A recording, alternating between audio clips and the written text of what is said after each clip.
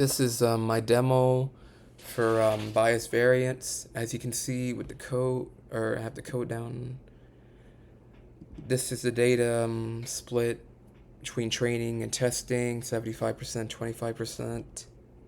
And as we scroll down, we have the code for like the three different visuals that we show. I can just run it.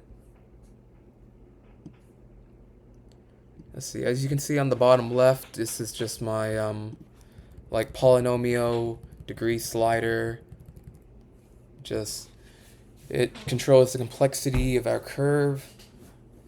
And on the right, we have our three different visuals. Let me just move on to the third one, visual fit. As you can see, by moving the slider, the model changes. And let's start by p equals 1. It demonstrates high bias. Like this is the model, it's just a straight line. Notice how it fails to capture the curvature in the data.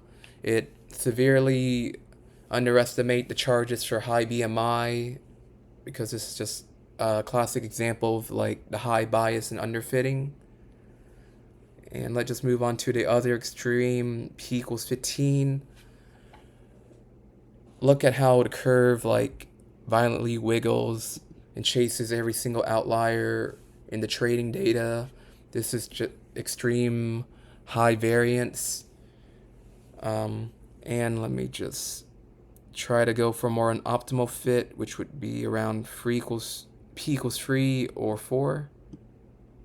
As you can see, the optimal range, this line is smooth and captures the general upward trend without like the other example where it chased every single data point. This is just the optimal fit, the best balance between bias and variance. And let me just move on to tab 1, bias variance.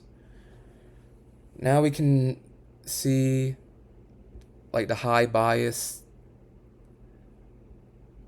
or bias squared, extremely high, leading to total error, where p equals 15, which is like the high variance, and the red line is like spiking, and the minimum of the green total error, the bias jaggedness, is like the optimal range is like low. And like just like moving the slider doesn't really change anything. And same thing for like the visual 2. Generalization error doesn't really change. As you can see, we have like a clear divergence. Like, well, the testing is just like kind of like more like on a line, but like a little downward. And training is kind of like the same around to like it starts to spike around 13. And in summary, our interactive dashboard allowed the user to witness underfitting, optimal fit, and overfitting in real time. And that demonstrates like the complex machine learning of bias variance. And that is like practical, and you can like observe it in like real time.